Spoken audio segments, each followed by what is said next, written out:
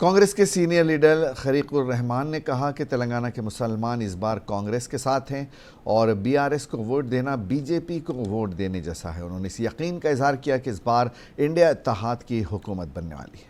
नमस्कार, मुंसिफ TV India देख रहे हैं आप। मैं हूं आपके साथ नदीम। 2024 का चुनाव चल रहा है और हम इस वक्त तेलंगाना में मौजूद हैं। तेलंगाना में तकरीबन 17 लोकसभा सीटें हैं। इस बार क्या होने वाला है, 17 सीटों पर क्या परिणाम आने वाला है, क्या रिजल्ट आने वाला है, तेलंगाना हैदराबाद के मुसलमान क्या सोचते हैं, इस पर हमारे साथ बात करने के लिए कांग्रेस सीनियर लीडर खलीकुर रहमान साहब इस वक्त मौजूद हैं। सर, आपका बहुत बहुत शुक्रिया टाइम देने के लिए। तेलंगाना में तीन मुख्य पार्टियां हैं जी।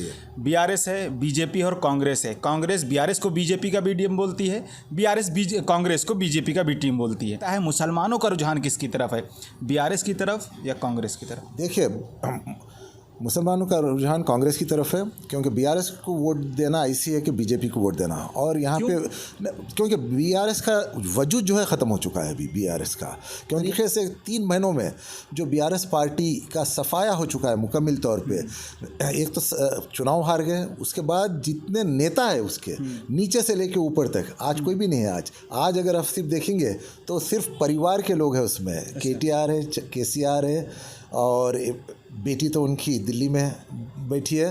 तो इसकी वजह से ईडी की हिरासत में, हाँ, ईडी की हिरासत में है, ईडी की हिरासत में। तो इसकी वजह से आज जो है मुसलमान ये जानता है कि हमारा वोट जो है बहुत ही महत्वपूर्ण वोट है और फैसलाकुन वोट है।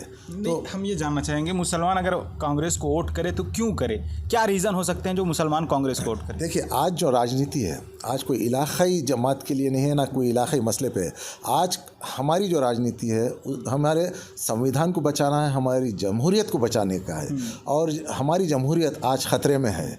और जैसा कि आपने देखा है कि जो बीजेपी का, भाजपा का जो नारा है अब की बार 400 पार, मगर हम कहते हैं कि अब की बार उनका अंतिम संस्कार होने वाला है। 400 पार तो बहुत दूर की बात। सरकार किसकी बनेगी आपके हिसाब से? सरकार हमारी बन रही है, इंडिया अलायंस की बन रही है। कांग्रेस सीटें आ रही हैं? हमें आ रहे हैं करीब 270 क्रॉस कर लेंगे हम लोग।